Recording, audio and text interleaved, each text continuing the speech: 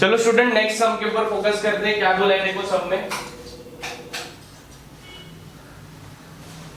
तो चलो student next sum के ऊपर फोकस करते हैं। क्या बोला है देखो, a solid cone having base diameter 6 cm and height 6 cm is kept coaxially on a solid cylinder having 6 cm diameter and 10 cm height. Find the center of gravity of combined figure. एक solid कोन है जिसका diameter कितना है, base diameter कितना है 6 cm और उसका height भी कितना है 6 cm। वो किसके ऊपर रखा है, एक सिलेंडर के ऊपर रखा है, सॉलिड सिलेंडर के ऊपर रखा है जिसका डायमीटर 6 सेंटीमीटर है और हाइट कितना है 10 सेंटीमीटर है। तो इसका डायग्राम कैसे स्टूडेंट्स बनेगा एक बार प्रॉपर्ली देखो। फर्स्ट ऑफ ऑल ये गिवन डायग्राम नहीं है हमारे पास, लेकिन डेटास गिवन है, उसके बेसिस पे हम लोग को डायग्राम ड्रॉ करना है, ठीक है। अभी देखो यहाँ पे ये मैंने सिलेंडर बना दिया, राइट। दिखने के लिए वो 2 डायमेंशनली दिखेगा तुम लोगों को, लेकिन है एक्चुअली वो सॉलिड ऑब्जेक्ट, ठीक है।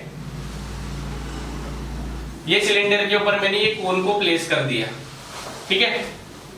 सिलेंडर है, इसका जो हाइट है वो कितना है स्टूडेंट्स 10 सेंटीमीटर है। कितना है 10 सेंटीमीटर।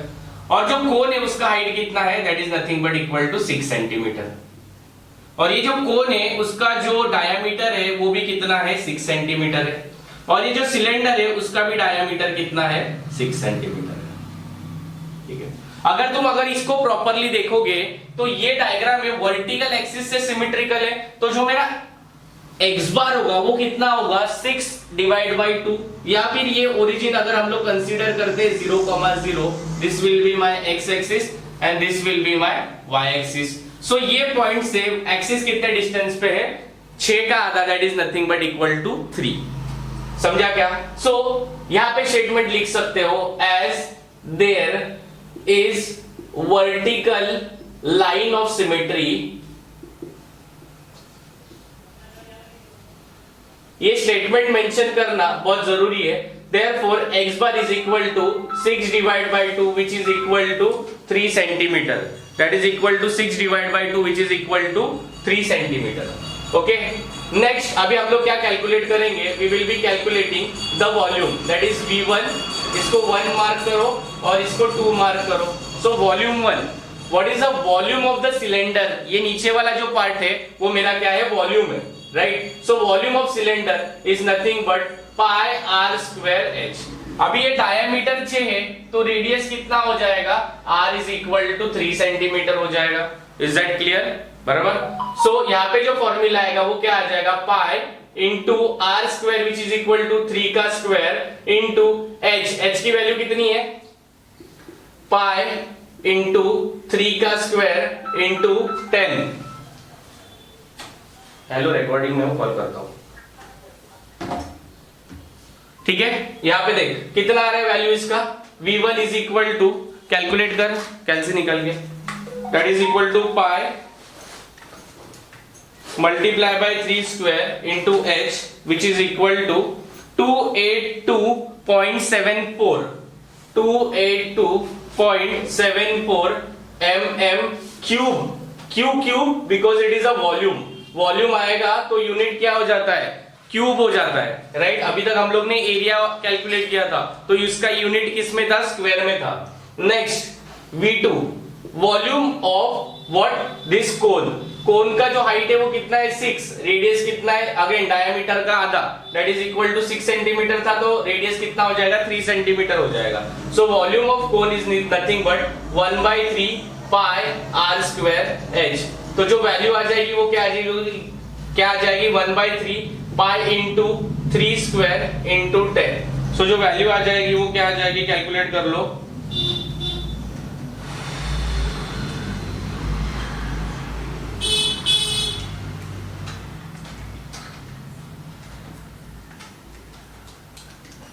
तो जो वैल्यू आ रही है वो 94.25, जो वैल्यू आ रही है हमारी volume 2 that is equal to 94.25, बराबर है क्या, mm cube.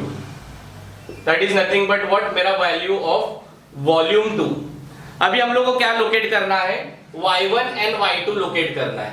For calculating y1 y1 की वैल्यू सिलेंडर का जो cg होता है वो ये पॉइंट पे लाई करता है which is nothing but at a point of h/2 which will be equal to क्या फॉर्मूला है h/2 और जो वैल्यू है वो क्या आ जाएगी 10 डिवाइड बाय 2 therefore y1 की जो वैल्यू आएगी स्टूडेंट्स कितनी आ जाएगी 10 divide by 2 which is equal to 5 centimetre.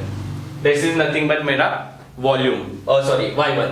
Next value है y2. y2 की वैल्यू क्या आ जाएगी, जो कोण होता है कोण का CG बेस से h/4 डिस्टेंस पे होता है, बट अभी हम लोग कहां से कैलकुलेट कर रहे हैं, ग्राउंड के रेफरेंस पे कर रहे, जीरो लाइन से कर रहे, सो 10 प्लस h/4, सो 10 प्लस कोण का CG h/4 पे लाई करता है, so that will be equal to 10 plus 6/4 which will be equal to 10 plus 6 divided by 4 which will be equal to 11.5 centimetre. बराबर है क्या, 11.5 सेंटीमीटर, राइट.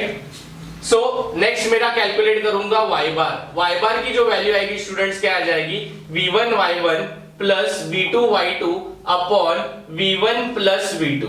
अभी जो वैल्यूज इसके बाद सब्स्टिट्यूट करूंगा वो v1 और y1 के वैल्यू होंगे. दैट इज वॉल्यूम कितना आया मेरा, that is nothing but 282.74 multiply by y1 कितना आया 5 प्लस v2 की वैल्यू कितनी है, that is 94.25 multiplied by y2 which is 11.5 upon v1 plus v2 which is equal to कितना है 282.74 प्लस 94.25 जो की वैल्यू है 282.74 multiply by 5 plus 94.25 multiply by 11.5 divided by 282.74 plus 94.25 which is equal to 6.63 which is equal to 6.63. बराबर है क्या, mm is the value of y bar. बराबर है, बुक में एक बार क्रॉस चेक कर ले. 6.63 राइट है, यस.